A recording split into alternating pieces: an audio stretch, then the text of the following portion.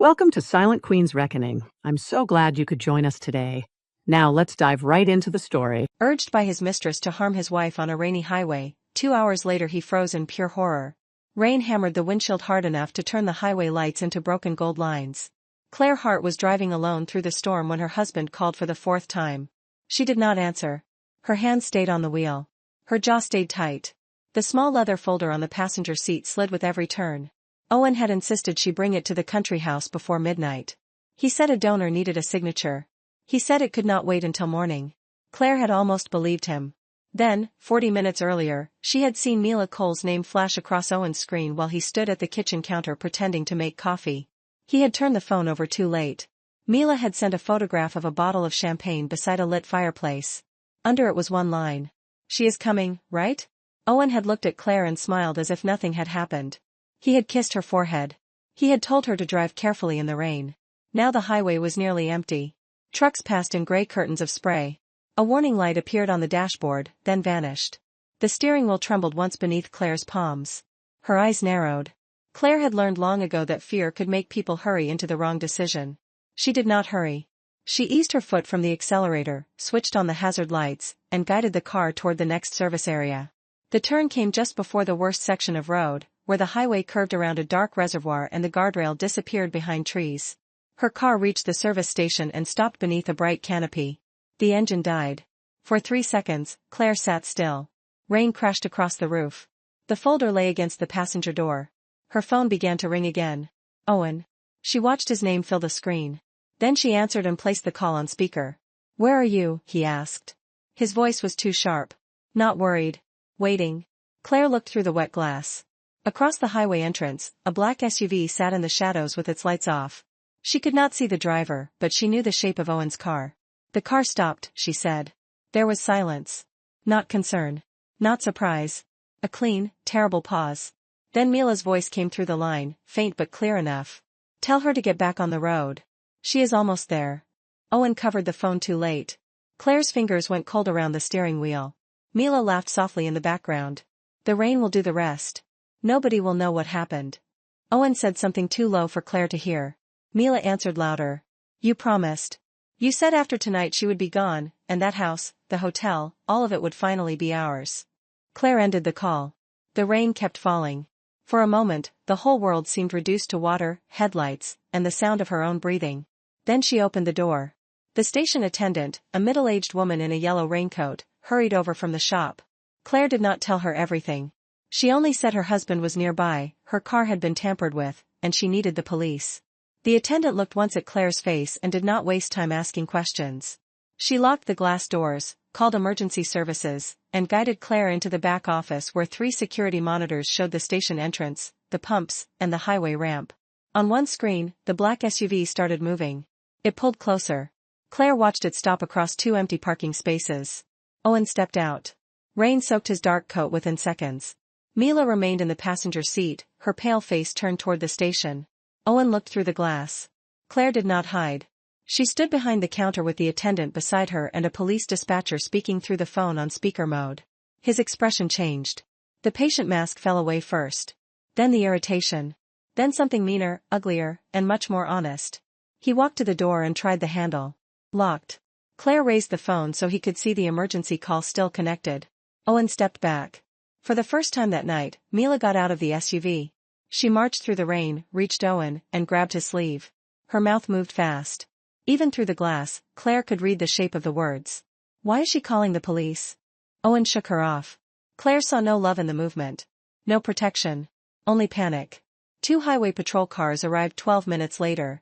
The officers separated Owen and Mila before either of them could invent the same story. A mechanic called by the station inspected Claire's car under the canopy. He found signs that someone had interfered with it, then stopped speaking and waited for the police to take over. Claire did not need every detail explained. She did not need to stand in the rain and beg Owen to tell the truth. The truth had already traveled through his phone. It had been captured by the station's security camera when Owen approached the building. It had been heard by the dispatcher. It had been witnessed by the attendant. And it had been written in the messages Mila had sent while she believed Claire was still driving toward the dark curve by the reservoir. Owen tried to speak to Claire once. "This is a misunderstanding." She looked at him through the open patrol car door. His hair dripped rainwater onto his face. His expensive watch flashed beneath the station lights. He looked exactly as he had at their anniversary dinner the week before, when he had lifted a glass and told everyone he was grateful for his wife. Claire had never seen a man look so small. "A misunderstanding is forgetting an umbrella," she said. "This was a plan." Mila began crying then. Loudly. She said Owen had pushed her into it. She said she had only been angry. She said she never believed he would truly do anything. Claire turned toward her. "You told him the rain would do the rest." Mila's mouth opened. Nothing came out. The officers took their statements. They took Owen's phone. They took Mila's phone. They called for a tow truck, then for investigators. Claire sat in the station office with a paper cup of tea growing cold between her hands. At 11:18 p.m., 2 hours after Owen had first sent her toward that highway, an investigator placed a tablet on the desk. The screen showed footage from a roadside camera. Owen's SUV had been parked near Claire's car earlier that evening, before she left the house. Mila had been in the passenger seat. The video had no sound, but it did not need any. Owen walked around Claire's car. Mila watched from the open window. Then he returned to the driver's seat, and they drove away together. The investigator looked at Claire. "We will need you to come with us tomorrow. You are safe tonight." Claire nodded. Outside the office window, Owen saw the screen in her hand. He froze. Not because the police had arrived. Not because Mila was screaming in the back of another patrol car. Not even because the storm had ruined the careful story he meant to tell. He froze because Claire was no longer a woman he could frighten into silence. She had seen him clearly. And she had survived. The next morning, Claire went home only long enough to change clothes and collect her mother's bracelet from the family safe.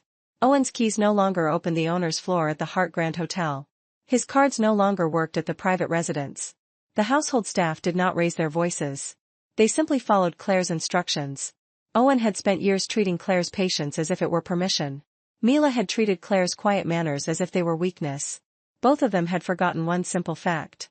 The hotel name on every door had belonged to Claire's mother long before Owen learned how to wear it. The Hart Family Relief Fund had been founded by Claire's family. The house Mila called her future home had never been Owen's to promise. Claire did not rush to announce any of that. The investigation would take its course. The evidence would speak in the rooms where evidence mattered. But 2 weeks later, at the anniversary gala for the Hart Family Relief Fund, Owen and Mila made one final mistake. They thought surviving the rain meant Claire would still accept humiliation. They were wrong. The ballroom doors opened beneath crystal chandeliers. Claire arrived in a black gown, her face calm and her steps unhurried. The sound cracked across the ballroom. Music stopped. A champagne glass slipped from a waiter's tray. Every face beneath the crystal chandeliers turned toward the center of the Hart Grand Hotel, where Claire stood with one cheek burning and a thin line of blood at the corner of her mouth. Mila's hand remained in the air for half a second. Her red nails flashed beneath the lights. She wore a silver gown, Claire's diamond bracelet, and the satisfied smile of a woman who believed the most important man in the room had already chosen her. Owen Hart crossed the floor in 3 hard steps. He did not ask whether his wife was hurt. He caught Mila by the shoulders and pulled her behind him. "If you touch her," he warned Claire, "we divorce tonight." The silence became heavier. Claire looked at her husband. Owen's face was tense, but not with shame. He was worried Claire might embarrass him. For 12 years, he had praised her composure whenever it protected his reputation. Now, after his mistress struck her at the charity gala Claire had funded, he expected that composure to save him again.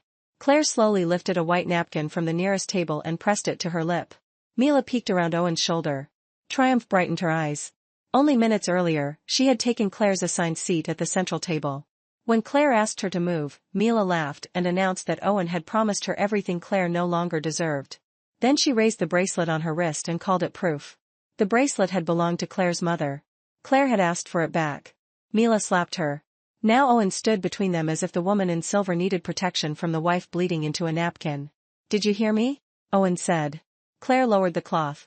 A red mark spread across her cheek, but her eyes were steady. "Perfectly."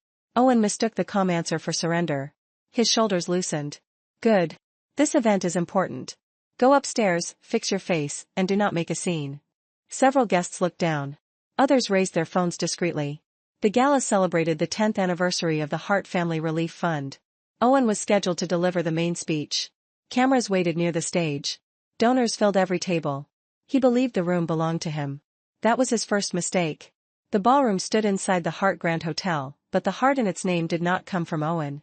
It came from Claire's mother, Marianne Hart, who had built the first hotel with 30 rooms and expanded it into a national group. Owen had married into the name, then spent years speaking as if he had created it. Claire rarely corrected him in public.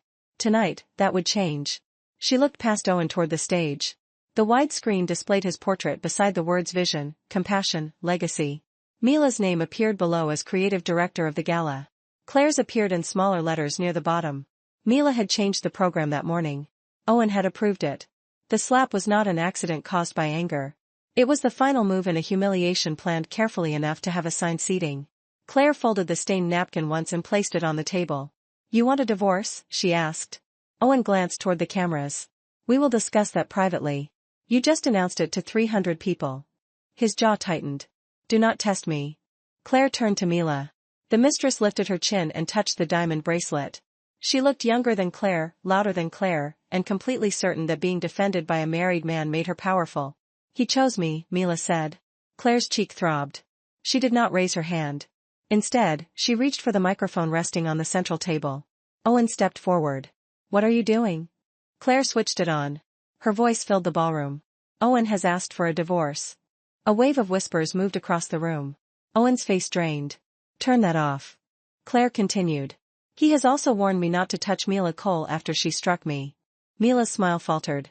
Claire looked at the 300 guests, then at the cameras, then at the enormous screen carrying Owen's borrowed legacy. "I will respect his request," she said. "I will not touch her." Owen exhaled. Then Claire smiled. "I will return the slap another way."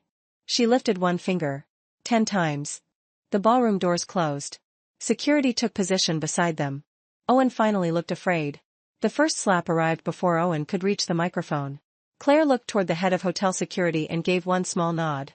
2 officers walked to Mila. They did not grab her. They did not speak loudly. One held out his hand for the black access card hanging from her silver clutch.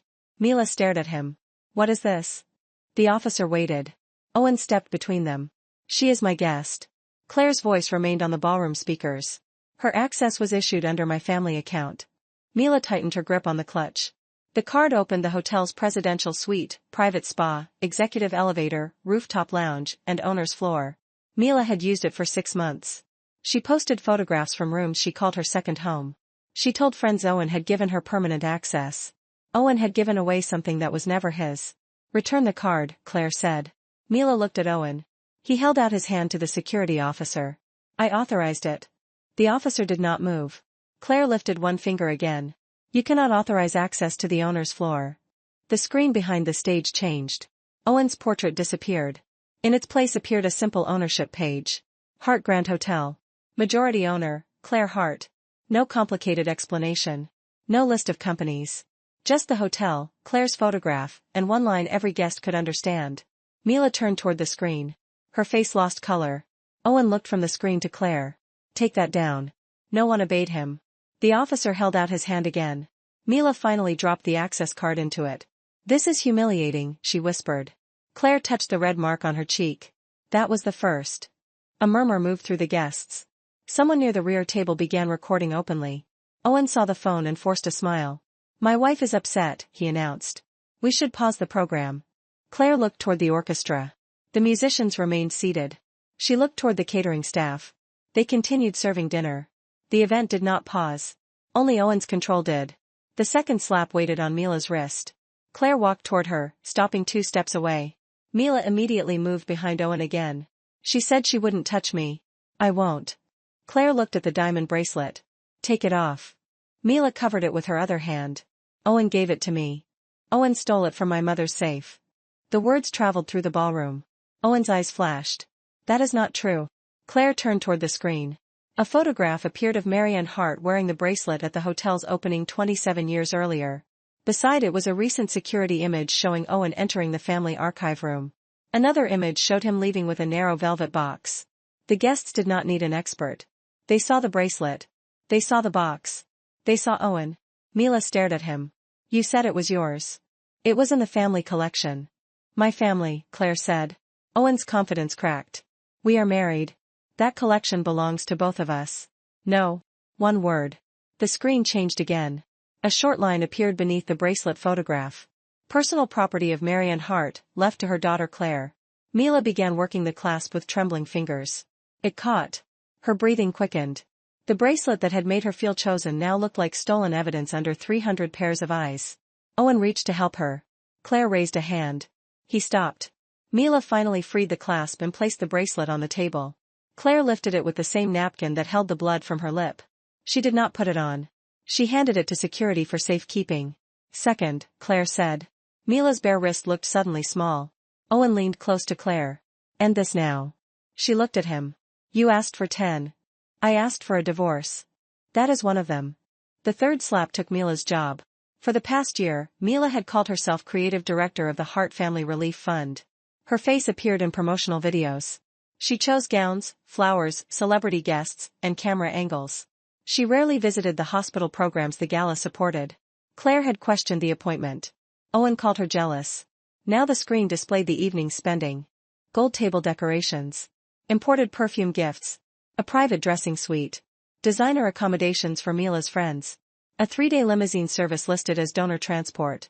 The total appeared at the bottom. $840,000. Guests shifted in their chairs. Mila looked at the screen, then at Owen. You approved the budget. Owen lowered his voice. Stop talking. Claire heard him. So did the microphone. The ballroom reacted with one sharp ripple of whispers. Mila's face hardened. You told me the fund could afford it. Claire raised 3 fingers. The children's programs can afford medicine, transport, meals, and family rooms. They will not pay for your friends to drink champagne in my hotel. She looked toward the gala coordinator. The coordinator removed Mila's name from the program screen.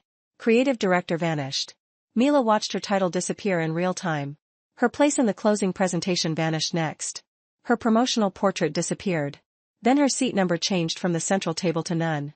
You cannot fire me in front of everyone, Mila said. You struck the chair of the fund during its anniversary gala. Mila looked around as if searching for someone willing to deny the obvious. No one moved. Third, Claire said. Security did not escort Mila out yet. Claire wanted her to see what came next. More importantly, Mila had entered the room believing Owen's protection could overrule ownership, evidence, and 300 witnesses. Walking out too soon would let her preserve that belief. Owen pulled Claire toward the side of the stage, keeping his grip light enough to look private. You are destroying our name. Claire removed his hand from her arm. My name? You think the guests care about technical ownership? They care that you stole from sick children to impress your mistress. His mouth tightened. I never touched the children's money. Claire turned toward the screen. The fourth slap began. A photograph appeared of Owen and Mila on a private yacht. Then another at a ski resort. Then a hotel suite in Paris. Each image came from Mila's public account. Beneath each photograph appeared the expense description Owen had used. Donor meeting. Hospital partnership. Regional family outreach. Emergency sponsor visit. The ballroom became completely silent. Owen stared at the screen. Those are private financial records. They are charity card statements. His face changed. Mila stepped away from him. You said the company paid. Owen turned. Mila, not now. She stared at the photographs. You told me every trip was covered by your executive account. Be quiet. The command came out too harshly. Mila flinched. Claire watched the alliance split exactly where stolen luxury ended. She had not needed to question Mila for hours. She only needed to show the room what Owen had purchased and what he called it. The fund treasurer rose from his table and walked toward the stage. He carried a sealed envelope. He said nothing. He placed it in front of Owen. Owen looked down. Claire spoke into the microphone.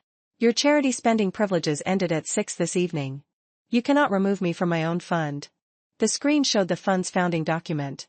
Founder, Marianne Hart. Current chair, Claire Hart. Honorary ambassador, Owen Hart. Honorary. The word seemed to shrink him beneath the chandeliers. Owen had spent years introducing himself as the man behind the fund. He was never its owner, chair, or director. Claire had allowed him to serve as its public face because cameras liked him and he once seemed sincere. That permission ended. His portrait disappeared from the fund page. Fourth, Claire said. Someone applauded. The sound came from a nurse's table near the back. One clap became several. Owen looked toward them with fury he could not display safely. Claire did not smile. She moved to the fifth. The fifth slap removed Owen from the hotel stage. His main speech was scheduled for 9 o'clock. He had rehearsed it for weeks. The opening line praised sacrifice. The closing line described the Hart name as a promise he carried for future generations. The screen displayed the speech title. Owen straightened instinctively. Then a red line crossed through his name. The gala host walked to the stage, removed Owen's printed speech from the podium, and handed it to Claire. Owen stepped forward. "I am still the keynote speaker." The host looked at Claire. She shook her head. The host walked away without answering Owen. That silence cut deeper than argument.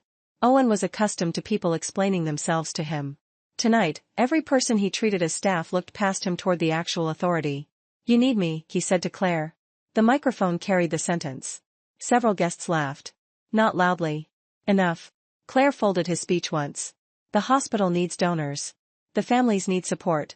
The staff need resources. None of them need a man who billed his mistress's vacation as outreach."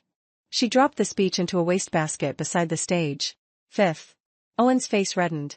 Mila stood several feet behind him, no title, no bracelet, no access card. Her silver gown still glittered, but everything that had made it look powerful had been removed. She looked toward the ballroom exit. Claire noticed. "You may leave," she said. Mila lifted her chin. "I am staying with Owen." Owen did not turn toward her. The answer was visible in his body. Mila saw it too. For the first time that night, fear replaced arrogance in her face. She had struck a wife because Owen promised the wife would soon be gone. Now Owen's borrowed world was disappearing, and he was already calculating whether Mila had become too expensive to defend. The sixth slap waited upstairs. Claire looked at the hotel manager. He placed a small envelope on the central table. Inside were 2 black room cards. Owen recognized them. The presidential residence occupied the hotel's top floor. For 8 months, he had used it with Mila. He told Claire the rooms were reserved for visiting investors. Mila kept gowns in the closets and cosmetics in the bathroom. She had ordered staff to replace Claire's mother's photographs with modern art. The hotel manager held out a luggage receipt. "Your belongings have been packed," Claire said. Mila's mouth opened. "You went through my room?" "My staff removed your property from my residence. Owen gave me that suite." Owen cannot give away a room he does not own. The sentence had become a pattern. Seat. Bracelet. Title. Money. Stage. Suite. Every gift Owen gave Mila came from Claire's life. Mila looked at him. "Where are we staying tonight?" Owen's eyes remained on Claire. "This is still my marital residence." "No," Claire said. "Our marital residence is the house on Lake Avenue.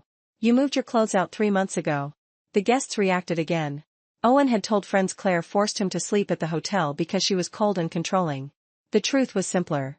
He moved into the suite to live near Mila while keeping the family house available for formal dinners and photographs. The screen showed a message Owen had sent the hotel manager. "Move my personal wardrobe to the presidential floor. Claire rarely comes upstairs. Do not mention Mila on invoices." Owen stared at his own words. Mila took 1 step away from him. The manager placed their packed luggage beside the ballroom doors. 2 suitcases for Mila. 4 for Owen. 300 guests watched the bags arrive. "Sixth," Claire said. Owen looked at the luggage, then at the closed ballroom doors. He had entered as the night's most important man. He was leaving as a guest whose room had expired. Owen did not leave. Pride kept him in the ballroom even after reason should have carried him out. He believed he could recover if he remained standing. A man who looks defeated becomes defeated. That was one of his favorite sayings. Claire knew it. She also knew the 7th slap would take his chair. Not the ballroom chair. The company chair. Hart Grand Hospitality employed 12,000 people across hotels, restaurants, and conference centers. Owen served as executive chairman because Claire appointed him 8 years earlier after her mother's death. He was charming with investors, decisive in meetings, and relentless when expanding the brand. He also believed appointment had become ownership. At 9:15, 12 members of the company board appeared on the ballroom screen through a live connection. They sat in the hotel's executive room 1 floor above. Owen turned slowly toward the image. "What is this?" Claire placed the microphone on the podium. "A scheduled vote." "At a gala?" "You scheduled the gala presentation to announce your new company plan." The board was already assembled. Owen had planned to unveil a luxury lifestyle branch with Mila as its public director. He intended to use the charity anniversary to introduce her to investors under bright, respectable lighting. Claire had learned of the plan 2 days earlier. She had changed one item on the agenda. The board secretary lifted a page. Owen looked toward Claire. "You cannot remove me over an affair. This is not about the affair." The screen changed to one image, a company apartment transferred to Mila for $1. Then another, a marketing contract paying her 4 times the normal rate. Then another, hotel staff assigned to renovate her private home. No complicated explanation. No endless numbers. Just assets leaving the company and arriving in Mila's hands. Mila stared at the screen. "You said those were gifts from you." Owen snapped, "Stop saying that." She recoiled. Claire looked at the board. The vote appeared one name at a time. Remove. Remove. Remove. Owen stepped toward the screen as if physical closeness could change it. Remove. Remove. Abstain. Remove. By the seventh vote, the result was final. Owen Hart was no longer executive chairman. The title disappeared beneath his photograph. His photograph disappeared next. The ballroom watched him become unemployed from the company he claimed to own. "You built nothing without me," he said. Claire's eyes stayed on him. "Then it should collapse tomorrow." The screen switched to live images from the group's hotels. Front desks serving guests. Kitchens preparing meals. Housekeepers turning rooms. Event teams arranging conferences. The company continued operating while Owen stood powerless beneath a chandelier. "It looks fine," Claire said. Laughter spread through the ballroom. Owen's hands curled into fists. Seventh. Mila's face had gone blank. She no longer looked at Claire. She watched Owen the way a passenger watches a pilot admit the plane was borrowed. He turned to her at last. "This happened because you hit her." The betrayal arrived quickly. Mila stared at him. "You told me to put her in her place." Owen froze. 300 guests heard. Claire did not need to ask her to repeat it. Mila continued, anger replacing fear. "You said she would never fight back. You said if I embarrassed her in public, she would sign whatever you put in front of her." Owen moved toward her. "You are upset. Stop. You gave me the bracelet this morning. You moved my name above hers. You told me to take her seat." Each sentence struck him harder than Claire's evidence. The mistress he protected had become a witness. Owen looked toward the cameras. Too late. The eighth slap had begun. Claire lifted a sealed folder from beneath the podium. Owen recognized it before she opened it. Divorce papers. His warning returned to the room. "Touch her, and we divorce tonight." Claire had not touched Mila. She had respected every word. "You wanted a divorce," Claire said. Owen's expression shifted. "I said that in anger." "You said it as a threat." "We are not ending 12 years over one scene." Mila laughed behind him. It was a broken, disbelieving sound. "One scene?" Owen ignored her. He walked toward Claire with both hands open, changing his posture for the cameras. "We can deal with this privately. You have made your point. I have made 7. She placed the folder on the table. "This is 8. A woman in a dark suit approached from the side of the ballroom and delivered the papers to Owen. She said nothing beyond his name. No legal speech. No long explanation. Owen refused to take them. The papers were placed on the table beside his luggage receipt. The image was simple enough for every guest to understand. No chair. No room. No charity title. No marriage. Owen looked at Claire as though she had violated something sacred. "You prepared these before tonight?" "Yes." The honesty unsettled him. "Then the slap had nothing to do with this."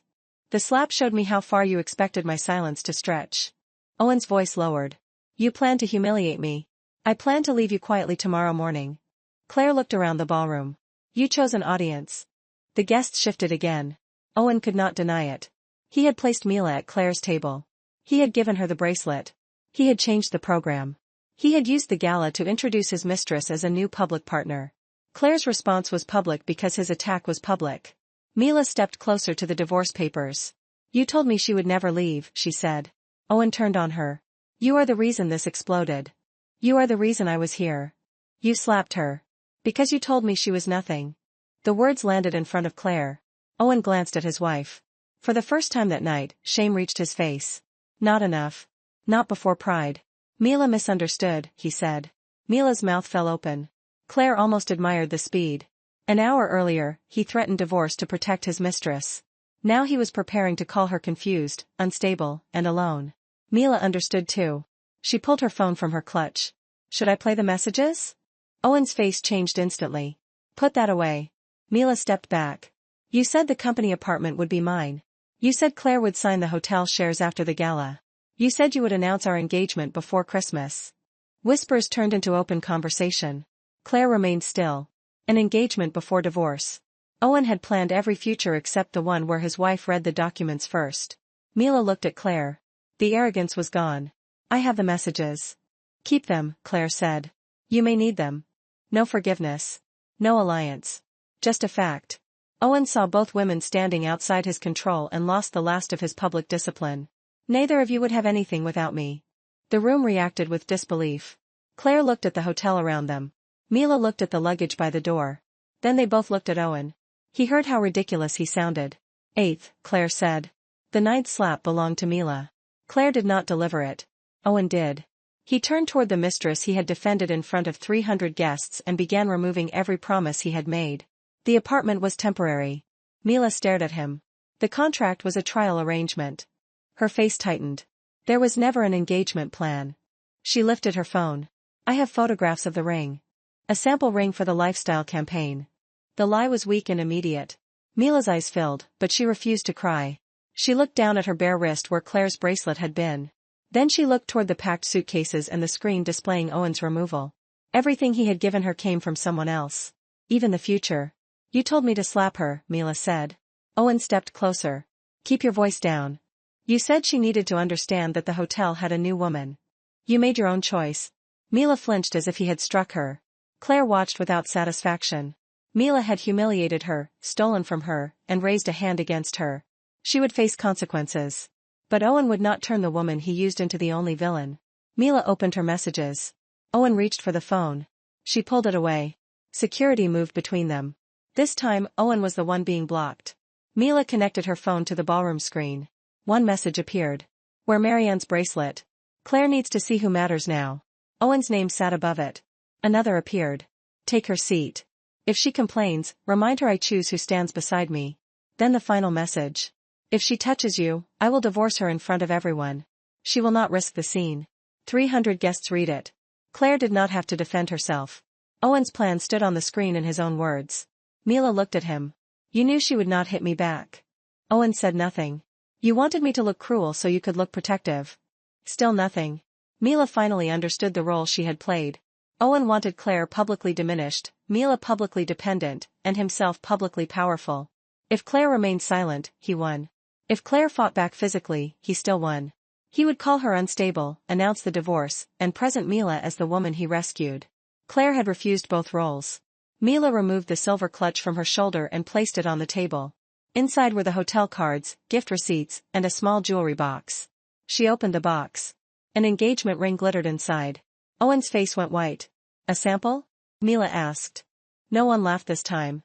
The cruelty had become too clear. Mila turned toward Claire. I knew he was married. Claire met her eyes. I knew you did not approve my position. I knew the bracelet might be yours. I wanted you humiliated because I thought that meant I had won. The confession was not an apology yet. It was responsibility. You hit me, Claire said. Mila looked at the red mark still visible beneath Claire's makeup. Yes. You will answer for that. Mila nodded. Owen stepped forward. Do not act noble now. You started this. Mila turned. No. You started it. I joined you. That distinction mattered. She handed her phone to the fund treasurer. Every message is there. Owen's 9th humiliation was complete. The woman he used to attack his wife had handed over the record of his plan. Claire raised 9 fingers. Owen looked toward the ballroom doors. They opened. For a moment, everyone expected him to leave. He did not. He looked at Claire instead. What is the 10th? Claire did not answer immediately. The red mark on her cheek had darkened. Her lip had stopped bleeding. The ballroom waited beneath the chandeliers, 300 guests holding their phones, glasses, and breath. Owen stood with divorce papers on one side and packed luggage on the other. Mila stood without the bracelet, title, room card, or man she had trusted. 9 slaps had landed without Claire raising her hand. The 10th was not ready yet. The 10th comes tomorrow, Claire said. Owen laughed, but relief flickered behind it. He believed another night gave him time to repair, threaten, bargain, or hide. Then this performance is over. The gala continues. Claire turned toward the guests. Every dollar raised tonight will go directly to the children's programs. The luxury expenses have already been replaced from Owen's frozen compensation. Applause began at the hospital tables and moved outward. Owen's face tightened at the word frozen. Claire continued. Dinner will be served. The family housing presentation will begin in 10 minutes. No child will lose support because 2 adults use charity as a stage.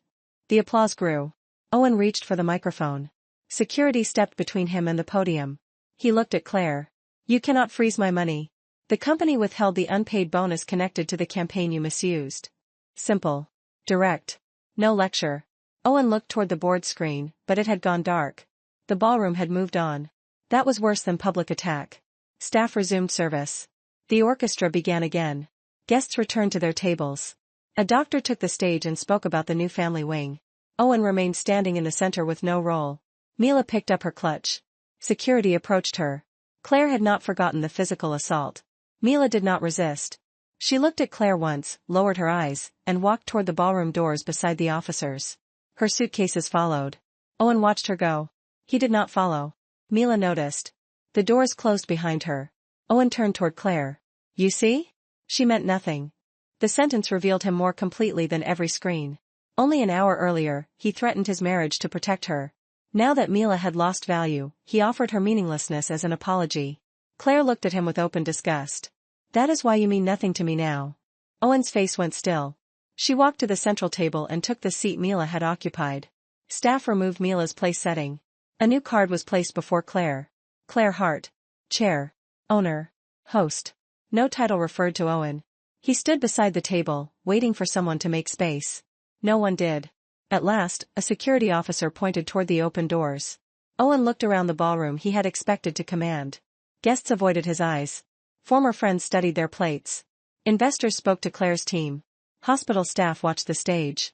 He left alone. Outside, rain had begun. His luggage waited under the hotel awning. Mila's car was already gone. The 10th slap arrived at 9 the next morning. Owen had spent the night at a business hotel across town. He paid with his personal card because every Hart Grand privilege had been removed. He called 6 board members. None answered.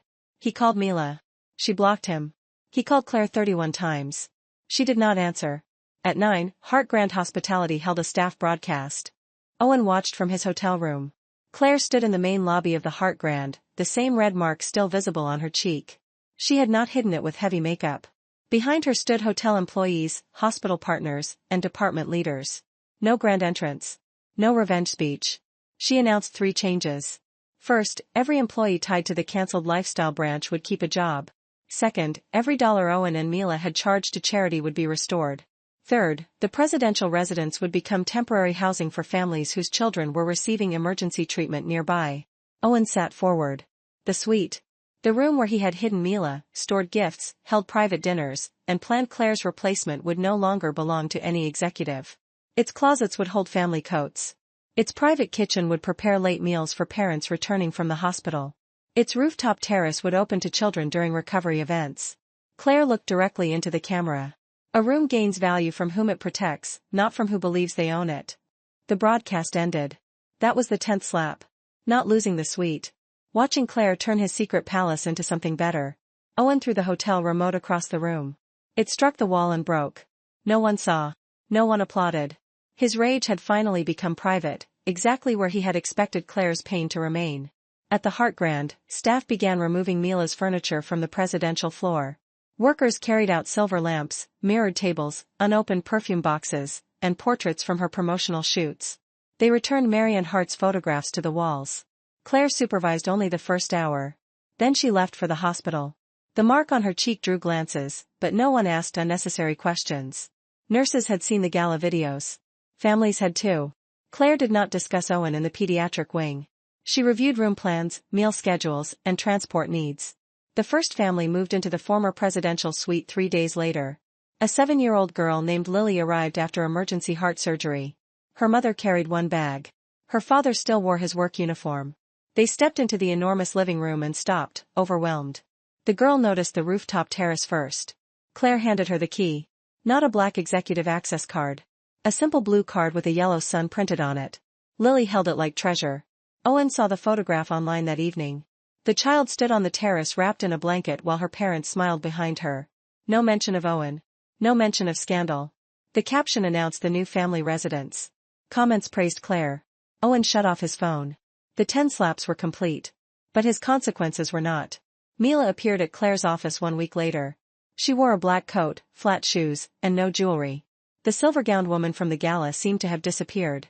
A faint bruise of exhaustion rested beneath her eyes. Security asked whether Claire wanted her removed. Claire allowed her into the conference room. Not because Mila deserved comfort. Because unfinished evidence still existed. Mila placed a phone and a folder on the table. "These are the messages, receipts, and recordings," she said. Claire did not touch them immediately. Mila sat with both hands in her lap. The confidence that once filled every silence was gone. She did not attempt small talk. "Why now?" Claire asked. "Owen says I stole from the fund." You used the fund. Mila nodded. Yes.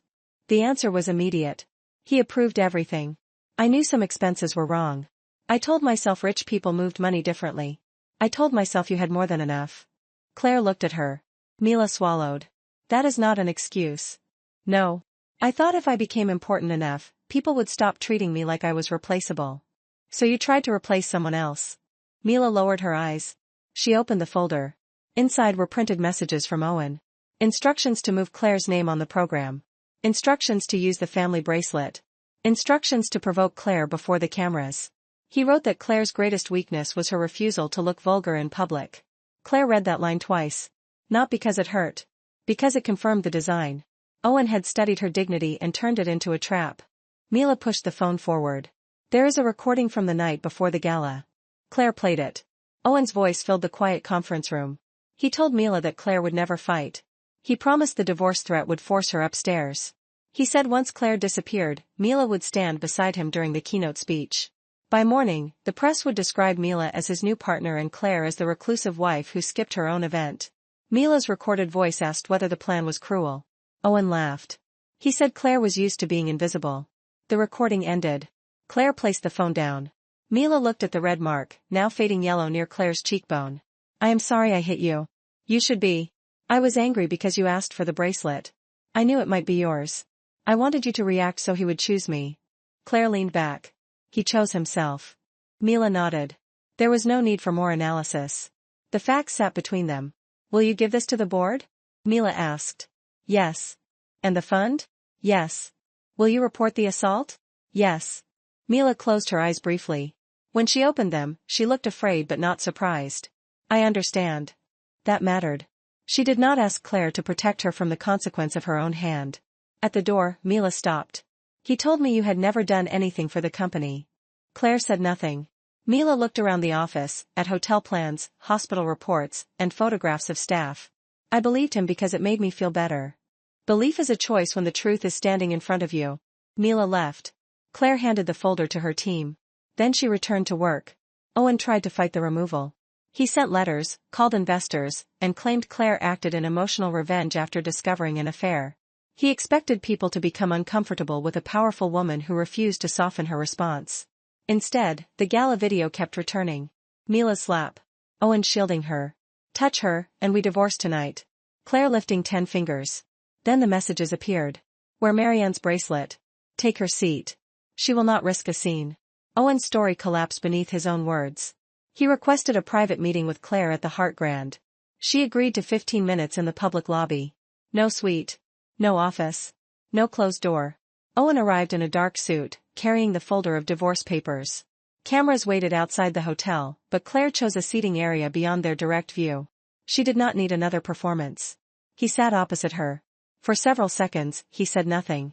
The lobby moved around them. Guests checked in. Bells rang softly. A family crossed toward the elevators carrying a child's medical bag. Owen watched them. That was my residence, he said. It was a hotel suite. We chose the furniture together.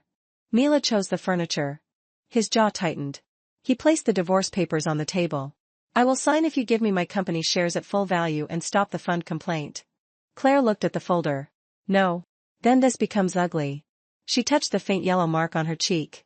It began ugly. Owen leaned forward. I gave 12 years to this family. You took 12 years from it. I expanded the hotels. You were paid.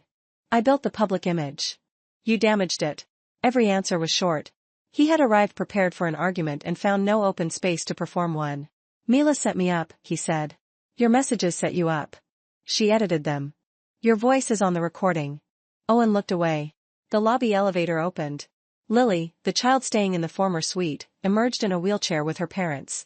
She wore a yellow hat and held the blue terrace card. She saw Claire and waved. Claire waved back. Owen watched the family cross the lobby. You did that to punish me. I did it because the rooms were available. You wanted everyone to know. Know what? That you took everything. Claire met his eyes. I took back what you borrowed. The distinction silenced him again. He looked older. Still handsome, still polished, but stripped of the rooms, titles, and staff that once framed him. Did you ever love me? He asked. Claire did not hesitate. Yes. The answer surprised him. Then how can you do this? Because loving you did not make your actions harmless. Owen looked down at the unsigned papers. If I sign, will you withdraw the public complaint? No. Will you help me return to the board later? No. Will you tell people I was a good husband before Mila? Claire looked at him for a long moment. Mila did not create you. Owen's face hardened. There he was again. The man beneath the apology. He signed. Not because he accepted responsibility. Because every other door had closed. The divorce became official 3 months later. Owen left the Hart name on his business cards until the company ordered him to stop representing himself as part of the hotel group. He moved into a rented apartment.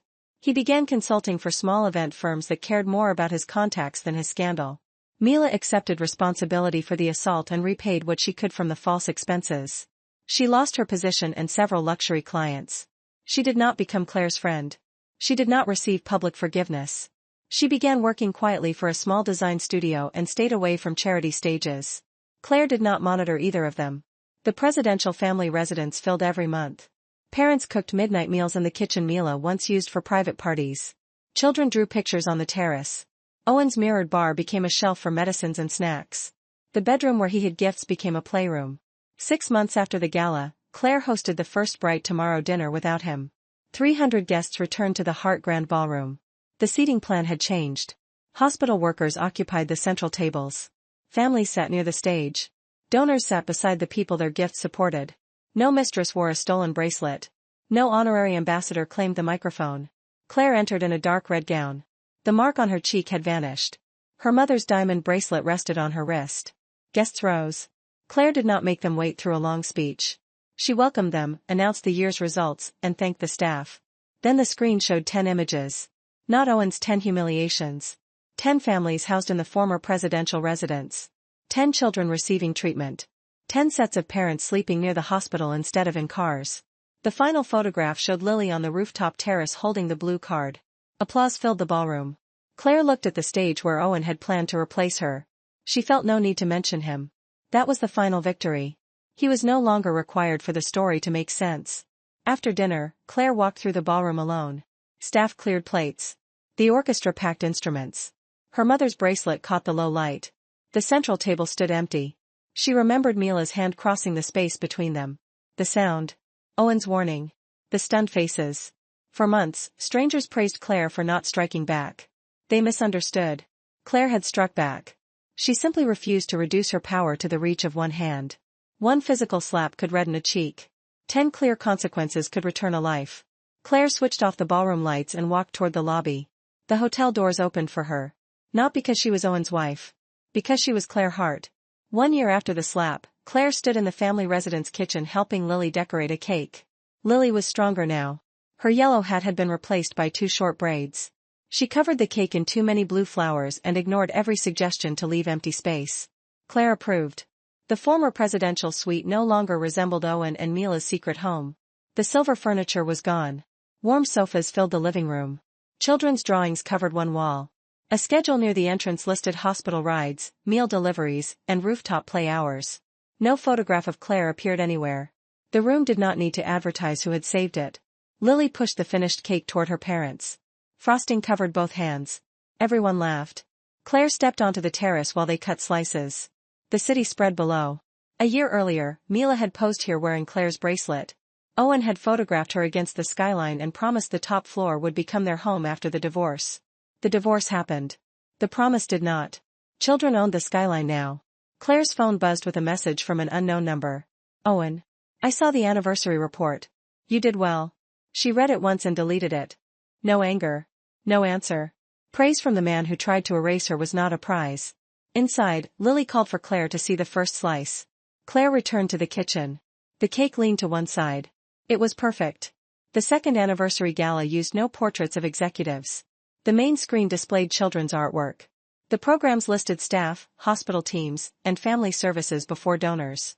Every expense was printed in plain language. No one could hide perfume gifts under outreach or yacht trips under hospital meetings. Claire had not created a colder institution. She had created a Clairer one. Before guests arrived, the gala coordinator asked whether Claire wanted extra security near the central table. No, Claire said. Normal security is enough. She did not organize her future around fear of another Mila. The ballroom filled. At 8, Claire noticed a young woman standing near the entrance with a nervous expression. She was a junior designer from Mila's new studio, delivering donated activity kits. The woman looked around as though expecting someone to judge her for her employer's past. Claire thanked her for the boxes and directed them to the family room. Nothing more. Consequences did not need to spread to innocent people. During dinner, the fund announced another residence at a second hospital. Applause rose. Claire remained seated among nurses rather than on the stage. A reporter later asked whether the 10 slaps had become her personal brand. Claire's expression cooled. No, she said. A woman's worst public humiliation should not become the only thing people know about her. The reporter lowered the microphone. Claire continued walking. That answer did not trend as widely as the gala confrontation. She preferred it. Her life had become larger than the moment someone hit her. Years later, people still occasionally sent Claire the old video. Mila's hand. Owen's warning. Claire lifting 10 fingers. The clip lasted 22 seconds. It made the night look simple. A villain, a threat, a calm wife, a promise of revenge. The real work had taken longer. Protecting employees. Restoring money. Moving families into the suite. Refusing to let Owen blame Mila for every choice. Refusing to let Mila's remorse erase responsibility. Signing papers. Sleeping alone. Returning to the ballroom. Building a life where neither of them remained important. One evening, Claire watched the clip for the final time. She noticed something she had never seen before. At the edge of the frame, just after the slap, a hotel waitress had taken one step toward her. The young woman looked frightened but ready to help. Owen reached Claire first and blocked the path. Claire paused the image. She remembered the waitress. Her name was Nora. She now managed guest services at the second family residence. Claire sent her the frozen frame with one message. You moved toward me. I never thanked you. Nora replied a minute later. You looked like you had already decided to stand. Claire smiled. Then she deleted the video. The event remained in official records. Evidence did not disappear. But she no longer needed to carry the clip in her own phone. She set the device down and walked into the hotel garden. Evening lights glowed along the path. Families ate dinner beneath white umbrellas. Children chased each other between tables. Staff moved through the garden without fear of an executive demanding private favors. Claire touched the bracelet on her wrist. Her mother had worn it while opening the first hotel. Mila had worn it while trying to claim Claire's place. Claire now wore it without either memory controlling the moment. At the far end of the garden, Lily waved. Claire waved back. The 10 slaps had once felt like revenge. Now they looked like steps. Access. Property. Position. Money. Stage. Room. Authority. Marriage. Truth. Purpose. Each one returned something Owen had borrowed and Mila had mistaken for his. The final return was Claire herself. Owen's first attempt to return to the Hart Grand came 4 days after he signed the divorce papers. He arrived at 7 in the morning with 6 former department heads and a camera crew. He wore a dark overcoat, carried a leather folder, and told the reporters outside that he was there to protect employees from an emotional takeover. Claire watched from the lobby balcony.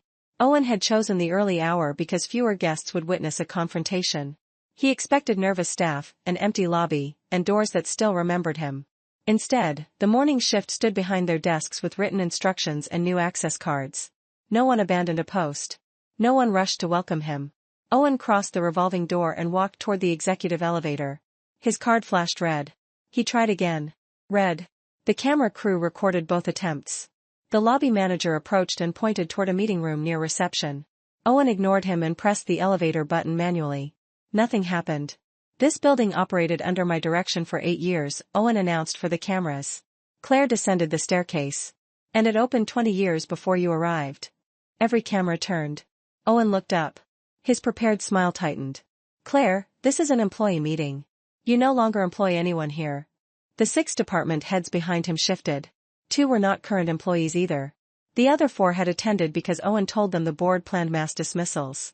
Claire reached the lobby floor and handed each current employee a 1-page staffing plan. No dismissals. No salary cuts. No hotel closure.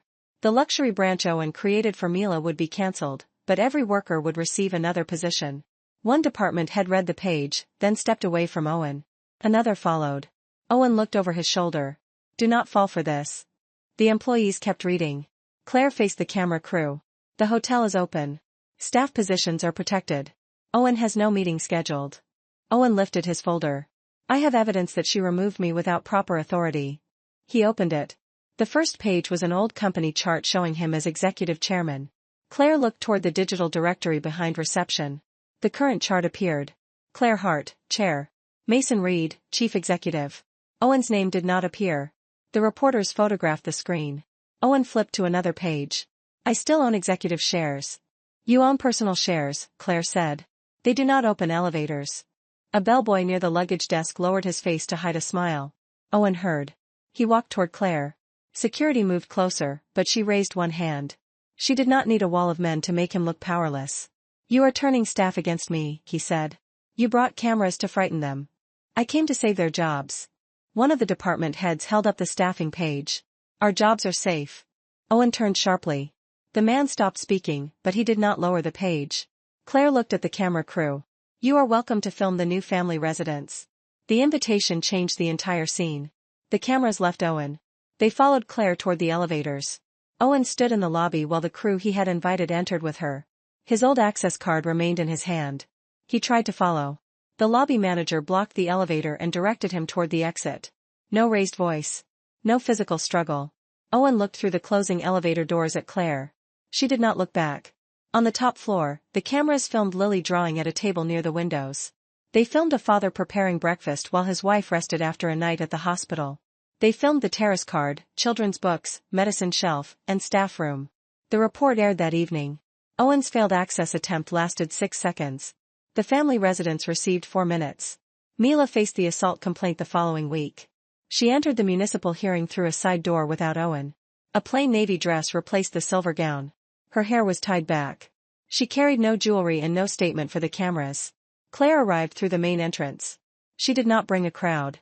Nora, the waitress who had stepped toward her after the slap, attended as a witness. The gala host provided the event video. The security officer delivered the stained napkin and medical photograph. The facts required little conversation. Mila struck Claire. 300 people saw it. The video showed no threat from Claire. Mila accepted responsibility. Owen sent a written statement claiming Mila acted alone after becoming emotionally unstable. He described himself as a surprised witness who tried to prevent further violence. Mila read the statement in the hallway. Her face became still. She opened her phone and added one more recording to the evidence. Owen's voice said, if she refuses to give up the seat, make her move. I do not care how embarrassed she gets. The hearing officer played it once. No one needed an explanation. Mila received community service, mandatory counseling, and an order to stay away from Claire's private events. She also agreed to pay the medical costs, though the amount was small compared with everything else she lost. Outside, reporters asked whether Claire wanted a harsher punishment. The consequence is decided, she said. She kept walking. Mila emerged 10 minutes later. Owen waited across the street in a black car. The moment he saw cameras, he drove away. Mila watched the car disappear. Then she approached the reporters. She did not cry. I hit Claire Hart, she said. Owen encouraged the confrontation, but the hand was mine. The statement lasted 9 seconds. It traveled farther than Owen's 3-page denial. That afternoon, Mila reported to a family meal center for her first service shift. She washed trays, packed food boxes, and followed instructions from a supervisor who did not care about gala photographs. Claire did not visit. She did not need to watch consequences happen for them to be real. Owen, however, called the meal center and offered a donation if Mila's service records remained private. The supervisor refused. The call was recorded by the center's normal system. By evening, another headline appeared. Former hotel chairman attempts to manage Mistress's community service. Owen blamed Claire. Claire had not made a single call. The fund review uncovered one final plan hidden inside Owen's lifestyle campaign. He intended to sell the oldest Hart Hotel. The property stood near the railway station, smaller and less glamorous than the Grand. Marianne Hart had opened it with borrowed money and worked behind its front desk for 6 years. Owen called it outdated. He planned to sell it to a developer, use the money for Mila's luxury branch, and announce the deal after the gala.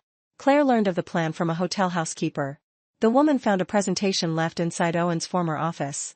She carried it to the manager rather than throwing it away.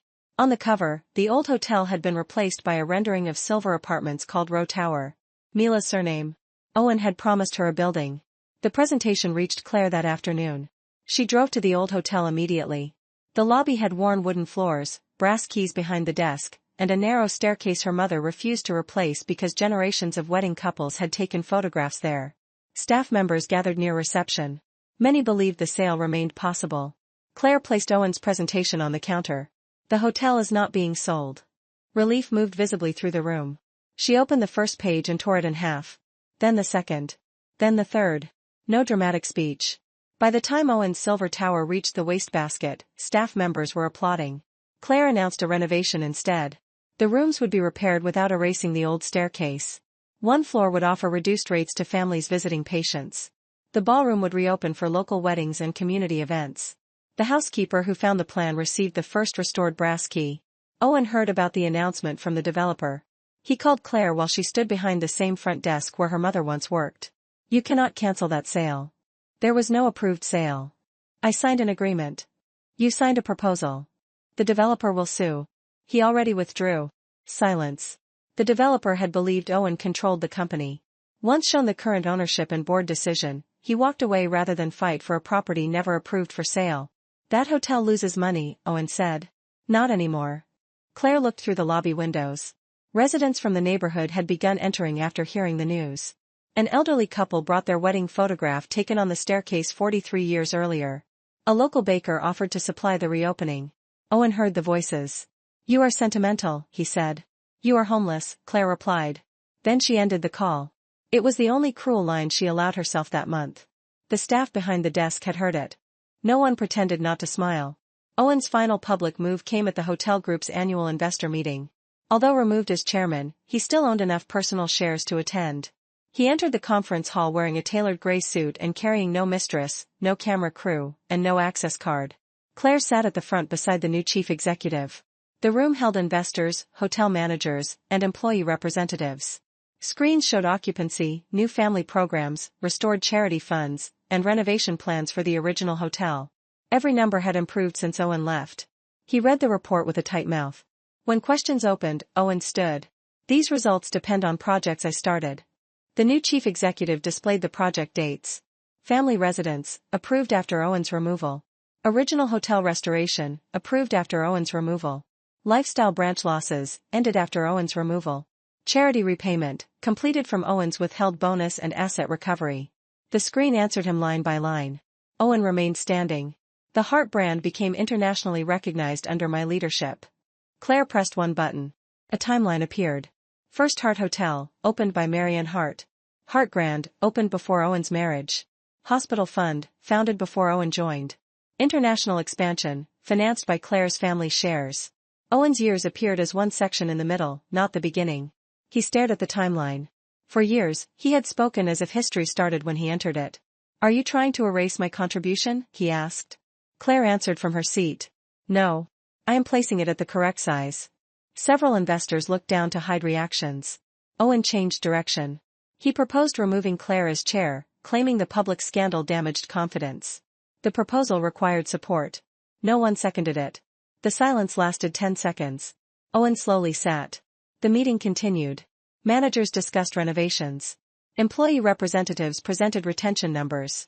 A hospital director thanked the family residences. Owen remained in the fourth row, unable to interrupt without making himself look smaller. At the end, shareholders voted to rename the children's program Marianne Hart Family Haven. The name passed unanimously. Owen abstained.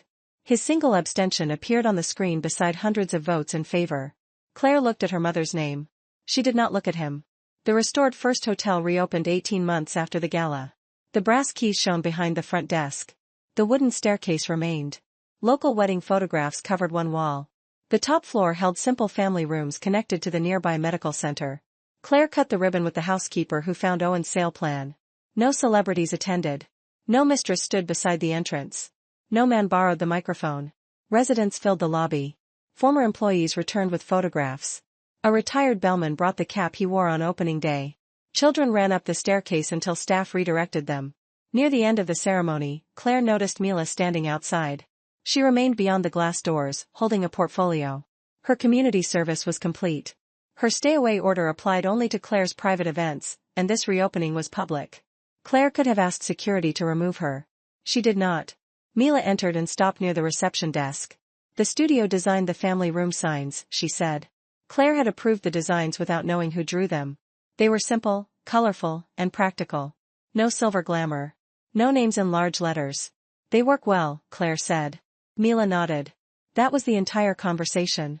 No friendship. No dramatic forgiveness. Work judged on its own value, consequence left intact. Owen did not attend. He sent a letter claiming the renovation used ideas from his original proposal. The proposal had called for demolition. No one answered. That evening, after the last guest left, Claire climbed the old staircase alone. At the landing hung 2 photographs. Marianne Hart opening the hotel. Claire Hart reopening it. Between them stood 46 years of staff, guests, weddings, losses, repairs, and choices. Owen occupied none of the wall. Claire entered one of the new family rooms. A small boy slept beneath a blue blanket while his mother unpacked beside the bed. The father stood at the window looking toward the hospital. Claire closed the door quietly. Downstairs, the housekeeper locked the brass front doors for the night. The hotel belonged to its purpose again. So did Claire.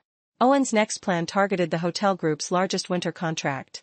The city planned a week-long medical conference requiring 2,000 rooms, transport, dining halls, and translation services. Owen had negotiated the early proposal before his removal. He contacted the conference committee and claimed only he could deliver the event. He partnered with a rival hotel. For 3 weeks, he called former Hart clients, offered lower rates, and warned that Claire's family residences had weakened the Grand's luxury standards. He expected executives to choose polished promises over a hotel associated with sick children. Claire learned of the attempt from the conference chair. She did not attack Owen publicly. She invited the committee to inspect both properties. Owen prepared the rival hotel like a stage. New flowers filled the lobby. Temporary staff wore matching uniforms. Mila's old silver style appeared in the conference lounge. The inspection began well. Then the committee asked to see the accessible rooms. Only 4 were ready. They asked about hospital transport. Owen had no vehicles. They asked where families could stay during medical emergencies. He pointed toward a standard waiting area with 6 chairs. At the Hart Grand, the committee found 40 accessible rooms, trained transport staff, translation desks, the presidential family residence, and direct hospital support. Claire walked them through the spaces without mentioning Owen. The committee awarded Hart the contract. Owen heard the result while standing in the rival hotel's temporary silver lounge. The owner ended their partnership that afternoon. The decorations were removed before sunset. Mila's final evidence arrived in a storage box. While clearing her apartment, she found contracts Owen had hidden behind promotional samples. One promised her 5% of the new lifestyle branch. Another promised a private floor in the original Hart Hotel after redevelopment. A third carried Claire's copied signature. Mila brought the box to the company board. The copied signature was obvious when placed beside Claire's real one. Owen had used it to move design money into Mila's project before approval. The board called him. He denied everything until the screen showed a message he sent Mila. Claire never reads the small pages. Sign her name and send it back. Owen stopped speaking. The money was recovered from an account created for the cancelled branch. Employees were paid first. Suppliers were paid next. Nothing remained for Owen or Mila. Mila accepted the loss. Owen filed another complaint. It failed within a week. Claire received the final report at her desk and signed one page closing the lifestyle project forever. She did not hold a press conference. The silver logo disappeared from the company system. The floor plans became family rooms. The remaining promotional gifts were sold, and the money purchased hospital transport vans. 3 black vans arrived at Haven House that spring. Children covered them with removable star stickers. The first van carried Lily to a follow-up appointment. Owen's hidden contract had become a ride to the hospital. The 3rd anniversary gala was broadcast live. Owen bought a ticket through another guest and entered the ballroom after dinner began. Security recognized him but allowed him to remain because the event was public and he had violated no current order. He chose a table near the rear. Claire saw him and continued the program. The screen showed family residences, transport vans, the restored First Hotel, and the growing Children's Fund. Donations passed the previous record before the main course ended. During the closing segment, Owen stood. I founded these programs with my wife. His voice carried across the live broadcast. Guests turned. Claire remained at the podium. Owen walked into the aisle. She erased my work because our marriage failed. The old accusation returned in a new suit. Claire pressed one button. The screen divided into dates. The fund existed before Owen joined. The hotel existed before the marriage. The residences opened after his removal. The vans came from recovered money he tried to divert. Each fact appeared in one line. Owen looked up at the timeline. The live comments beside the broadcast moved rapidly. He changed direction. I brought international attention. The screen showed the gala expense recovery. He said he created the lifestyle branch. The screen showed its loss. He said Claire used the slap to steal his company. The original ownership page appeared. Claire did not argue. She let the screen answer. Owen stood in the aisle while every claim produced another record. At last, he looked toward the cameras and saw no path left. "You planned all of this," he said. Claire looked at him.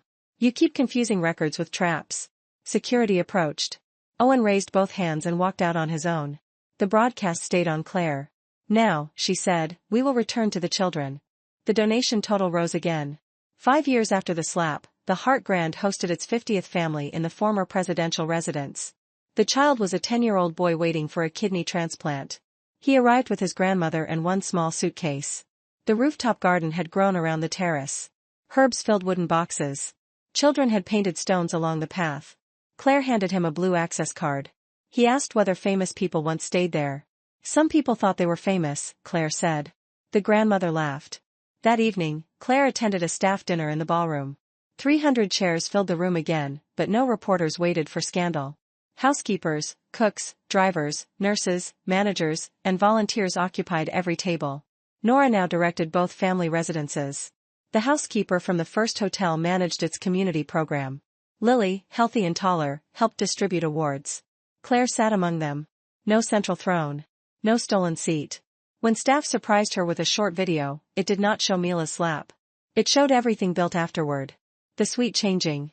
The first family arriving. The old hotel reopening. Vans covered in stars. Children painting on the rooftop. The final frame contained 10 words. She did not strike back. She built something they could not. Claire stood to applause. Her speech lasted less than a minute. "No one here is protected because I won a fight," she said. "They are protected because all of you kept working after the fight ended." She thanked them and sat. Later, she walked through the empty ballroom. The central floor no longer carried the memory of Mila's hand as sharply as before. Owen lived in another state. Mila worked without public attention. Their names appeared only when old videos resurfaced. Claire's name appeared on hotel doors, family rooms, staff scholarships, and hospital vans. Not because she demanded to be seen. Because she stopped allowing others to use her invisibility. At the ballroom entrance, she found the old stained napkin sealed inside an evidence envelope. The legal retention period had ended. Staff asked whether she wanted it archived. Claire looked at the faded red mark. No. The napkin was destroyed. The bracelet remained. The hotels remained. The families remained. Claire stepped into the lobby, where the night shift had begun. Doors opened. Guests arrived. Staff greeted them. Life continued without asking the worst moment to lead it. The first threat to the new family residence came from a hidden camera. A travel blogger entered the Hart Grand pretending to visit a patient. He filmed tired parents eating breakfast, children returning from treatment, and medicine boxes inside private rooms. His video claimed Claire had turned a luxury hotel into a depressing hospital ward. Owen shared the video within minutes. He added one sentence. "This is what happens when revenge replaces business." Claire did not argue online. She removed the blogger from the property, protected the families shown without permission, and invited 3 parents to decide whether any response should be made. They chose one. The hotel released a new video filmed with consent. It showed the private entrance, quiet bedrooms, rooftop garden, transport vans, and staff kitchen. Parents explained through written captions that the residents kept them close to their children. No crying interviews. No children forced to perform gratitude. The final screen showed the normal hotel lobby operating at full capacity beneath the residence. Bookings rose. Donations rose. The blogger deleted his video after the families demanded removal. Owen left his post online. Comments beneath it filled with photographs from guests praising the hotel and families thanking the residents. His attempt to shame the project became free publicity for it. The next morning, Claire approved a privacy wall around the rooftop garden. The wall carried no heart logo. Children painted it with clouds. Owen tried to return through a children's charity of his own. He announced the Forward Family Foundation at a rented conference hall. The launch page used photographs from old Hart events. Several showed Claire's staff. One showed Lily from behind without permission. Owen promised luxury recovery trips for sick children and invited former Hart donors to a public dinner. Only 40 guests bought tickets. Claire ignored the event until a hospital coordinator found that Owen had promised rooms he did not control. Families received emails saying they would stay at Hart Properties as part of his new program. Claire sent every family a clear correction and offered direct assistance where needed. Then she removed the Hart photographs from Owen's website. At Owen's launch dinner, the main screen went blank 10 minutes before his speech. The venue had received proof that he did not own the images. Owen stood before 40 guests with no presentation. He announced the recovery trips anyway. A mother in the front row asked which hotels were confirmed. Owen named none. Another asked which hospital supported the program. He gave no answer.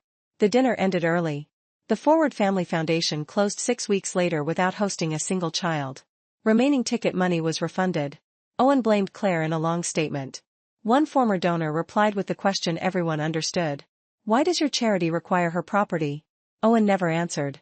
Mila prevented the next scheme before it reached Claire. Owen contacted her studio under another name and requested designs for a campaign called The Silenced Founder. The materials described a visionary businessman removed by a jealous heiress after defending a younger employee from violence. Mila recognized the story immediately. The campaign included edited gala footage beginning after her slap. It showed Owen standing between both women, then Claire taking the microphone. Without the first seconds, Claire appeared to attack him without cause. Mila saved the request and rejected the job. Then she sent the material to Claire. Her message contained one line. I helped him create the first lie. I will not help with the second. Claire's team stopped the edited video before release. The platform removed the false campaign.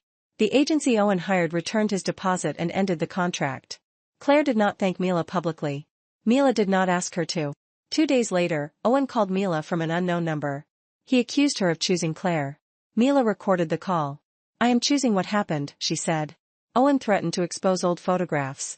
Mila released a short statement first, admitting again that she had an affair with a married man, used benefits that were not hers, and assaulted Claire. The photographs lost their threat. Owen had nothing left to reveal that Mila had not already owned. For the first time, he could not control either woman's shame. The newest Hart Hotel opened beside a children's rehabilitation center. It was not the tallest building in the group. It had no presidential suite. The top floor held 12 family apartments, a shared kitchen, a playroom, and a garden protected from cameras. Claire named it the Marian Hart House. Opening day brought staff, families, doctors, and local residents. 300 folding chairs filled the garden. The number did not frighten Claire. She stood before the guests wearing her mother's bracelet and a white suit. There was no red mark on her face, no husband beside her, and no mistress in her seat. Nora opened the doors. Lily cut the ribbon. The first families entered. Claire's speech contained no mention of Owen. She spoke for 90 seconds about rooms, transport, privacy, and children. Then she handed the microphone to a nurse. During the tour, a reporter asked whether the new hotel was the 11th slap. Claire stopped. There were never only 10, the reporter added. Everything you built afterward made the story bigger. Claire looked through the glass doors at families entering the apartments. No, she said. This is not another slap. She pointed toward the playroom. This has nothing to do with them. That answer ended the revenge story where it needed to end. Owen's losses were not the measure of Claire's future.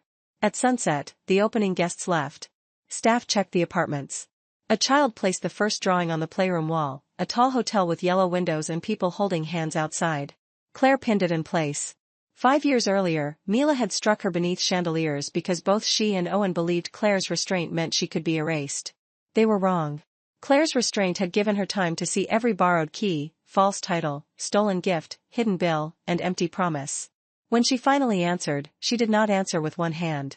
She answered with doors that stopped opening for liars and began opening for families.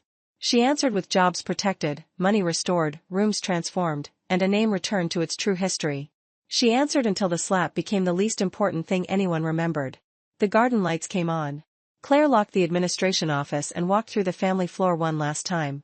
Behind one door, parents unpacked. Behind another, a child laughed at the view. The shared kitchen smelled of soup. At the exit, Claire removed her mother's bracelet and placed it inside its case. She no longer needed to wear proof of ownership. Everything around her already knew her name. The final dispute concerned Owen's shares. He offered them to a rival group on the condition that the buyer challenge Claire's leadership. The rival announced the deal before checking whether Owen could transfer the shares freely. He could not. The shares came from Claire's family rescue of his failed company years earlier. If Owen sold them outside the family group, Claire had the first right to buy them back at the original formula. Owen learned this during a public investor call. He expected to announce a powerful new alliance. Instead, the company secretary read the restriction and confirmed Claire had already exercised her right. The rival withdrew. Owen's remaining connection to Hart Grand Hospitality disappeared with one electronic signature. His name vanished from the shareholder page. He called Claire immediately. You took the last thing I had. Claire stood inside the Marian Hart house while staff prepared the next apartment. You tried to sell it to hurt the company. It was mine. Then you should have read the agreement. Owen went silent. Years earlier, he had mocked Claire for reading every page before signing. He called it unnecessary caution. Now the page he ignored removed his final piece of power. Claire ended the call and approved a staff scholarship with the recovered shares' first payment. 20 employees entered training the next month. Owen's last asset inside the group began paying for other people's futures. Mila returned to the Hart Grand only once. The design studio she worked for won an open contract to renovate a children's activity room. Claire did not block the bid. The proposal was the strongest and Mila was not listed as project lead. On installation day, a delivery problem left the team short of workers. Mila arrived carrying boxes. She wore jeans and an old sweater. Hotel staff recognized her. Some stared at the woman who once crossed the ballroom in silver and struck the owner. Mila kept working. She assembled shelves, carried cushions, and attached low hooks for children's coats. She did not enter the owner's elevator. She did not ask for special treatment.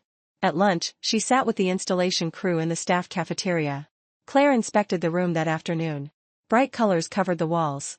Storage bins rolled beneath the tables. A quiet corner held soft lamps and books. Mila stood near the door. "The work is complete," she said. Claire checked every section. "It meets the plan." Mila nodded. No apology was repeated. No friendship was offered. The finished room was accepted because the work was good, not because the past was forgotten. As Mila left, she passed the ballroom doors. They were open for a nurse's dinner. She paused where the slap happened. Then she continued walking. That was her consequence now. Not endless public punishment. The knowledge of what she had done, carried without asking Claire to make it lighter. Owen saw Claire for the last time at Marianne Hart's memorial exhibition. The original hotel displayed photographs, letters, keys, uniforms, and construction plans from the group's history. One wall covered the years Owen worked for the company. His successful projects remained listed. His photograph appeared twice. Claire had not erased him. She had placed him accurately. Owen entered near closing time and walked through the exhibition alone. He stopped before a photograph of himself and Claire opening a resort 10 years earlier. In the image, he held the scissors while Claire stood slightly behind him. The caption named them both. He found Claire near the first brass room key. "You kept my photograph. It happened. I expected you to remove me. Records are not revenge." Owen looked around at Marianne's history. "I thought all of this became mine because I made it larger." "You made parts of it larger." The fair answer surprised him. "Was I ever good at anything?" he asked. Claire looked at the old resort photograph. "Yes. You were good at making people believe in a project." Hope crossed his face. "Then you started believing every project belonged to you." The hope vanished, but he did not become angry. For once, he accepted the complete sentence. He looked at Claire's bracelet. "I am sorry about that night." "Which part?" Owen had no quick answer. Claire waited. "All of it," he said eventually. "But especially standing between you and what I helped Mila do." It was the closest he came to naming the truth without protecting himself. Claire nodded once. She did not forgive him aloud. She did not invite another meeting. She walked toward the next group of visitors and began explaining her mother's first hotel key. Owen left through the public doors. He never contacted her again. On the 10th anniversary of the original gala, 300 guests gathered in the Hart Grand Ballroom.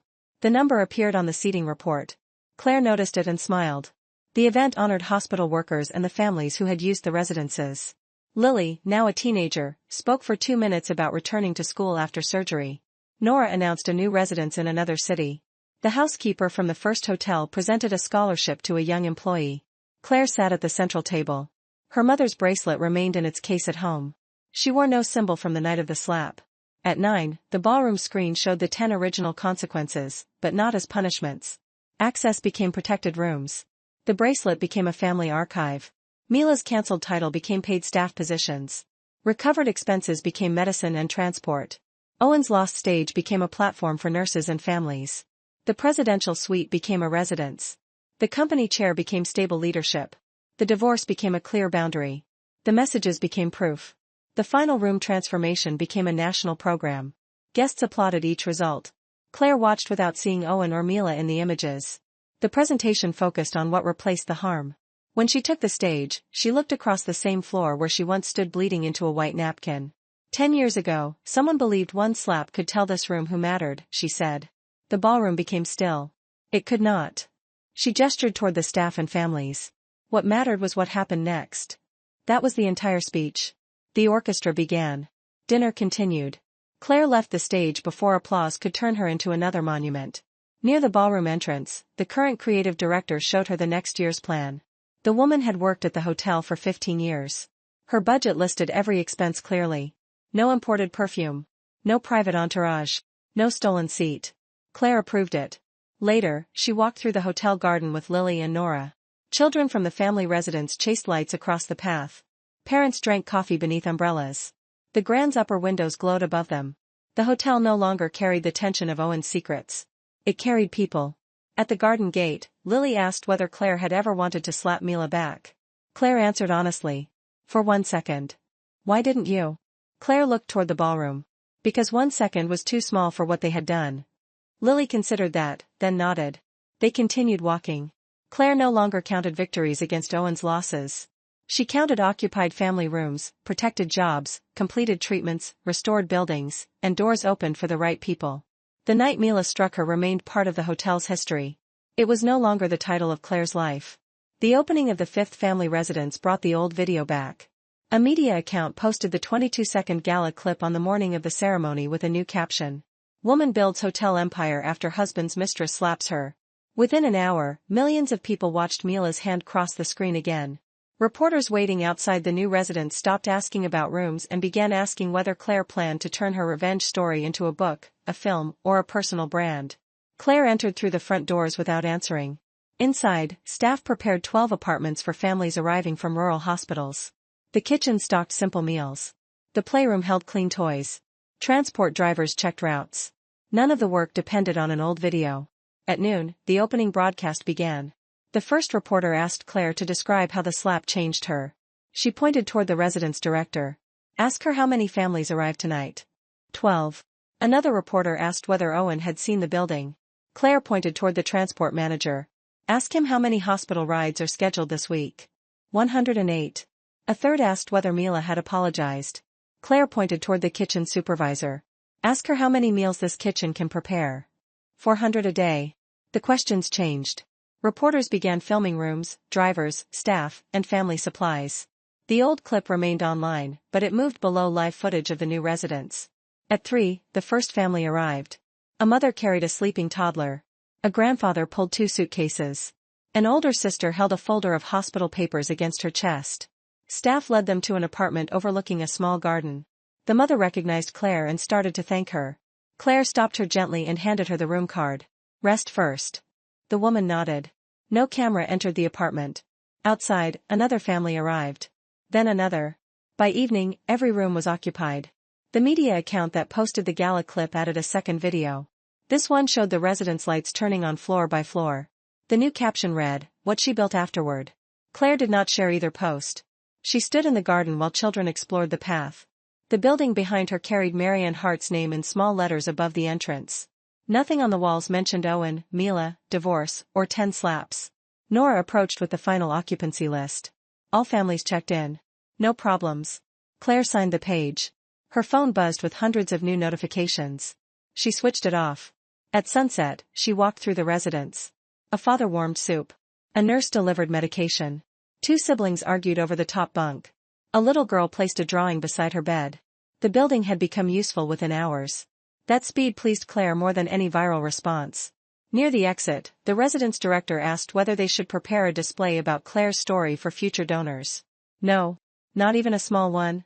Claire looked back at the occupied rooms. Show them this. The director understood. The doors opened as another hospital van arrived with luggage left behind during an emergency transfer. Staff carried the bags upstairs. Claire stepped outside. The reporters were gone. The garden lights were on. Through the windows, families moved inside rooms that had not existed when Mila raised her hand. One slap had created a headline. Claire's answer had created keys. The headline would fade. The keys would keep opening doors. The final key was delivered to Claire a month later. It came from the Hart Grand's old presidential elevator. During renovation, staff had preserved the brass emergency key Owen once carried on his personal ring. The hotel manager placed it inside a small box and asked whether Claire wanted it stored in the company archive. Claire turned the key over in her palm. Owen had used it to reach Mila without appearing in the public lobby. He had believed a hidden elevator made a hidden life permanent. After the gala, the lock was replaced. The elevator now served the family residence and opened with blue medical access cards. Melt it, Claire said. The hotel workshop melted the brass with several outdated room keys. A local artist shaped the metal into a small plaque. No private door is more important than the truth behind it. The plaque was mounted beside the staff training room, not in the lobby. Guests did not photograph it. Reporters never wrote about it. New employees read it during orientation before receiving access cards. On the day it was installed, Claire attended the training session. 20 new employees learned the hotel's rules: protect guest privacy, question improper access, document pressure, and never assume a powerful name overrules a clear boundary. Afterward, a young receptionist asked Claire whether refusing an executive could damage her career. Not here, Claire said. The answer traveled through the room. That evening, Claire used an ordinary blue card to visit the family residence. A child held the elevator door for her. Parents carried grocery bags inside. Staff moved medicine boxes toward the kitchen. The elevator rose past the ballroom floor. Claire remembered Owen standing between her and Mila, certain one threat could send her upstairs in shame. Instead, every floor now carried proof that his threat had failed. The doors opened. Claire stepped into a hallway full of light, voices, and unlocked possibilities. She no longer remembered the slap as the moment she lost control. It was the moment control stopped belonging to people who misused her patience. Owen had offered Mila borrowed power. Claire replaced it with lasting purpose. Long after the ballroom gossip finally faded away, families still slept safely behind the many doors she had opened. The final financial judgment arrived several weeks later. Owen was ordered to repay every charity expense he had approved for private trips, stolen gifts, and secret rooms. His luxury apartment was sold, his honorary positions were removed, and he was permanently barred from managing hotel or relief funds. Mila returned the money, jewelry, and benefits she had accepted, compensated the assistants she had bullied, and lost the right to hold financial authority inside any Hart property. Neither could hide behind the other. Owen answered for betrayal, theft, and abuse of power. Mila answered for violence, cruelty, and knowingly helping him steal. At the next staff meeting, Claire watched the people they had harmed receive repayment. The waiter whose tray had fallen during the slap was promoted to banquet supervisor. The assistant Mila once humiliated became a department manager. The nurses' table received permanent funding without another wasteful gala. Their punishment was not one embarrassing night. It was losing every privilege they had treated as proof that they could hurt others without consequence.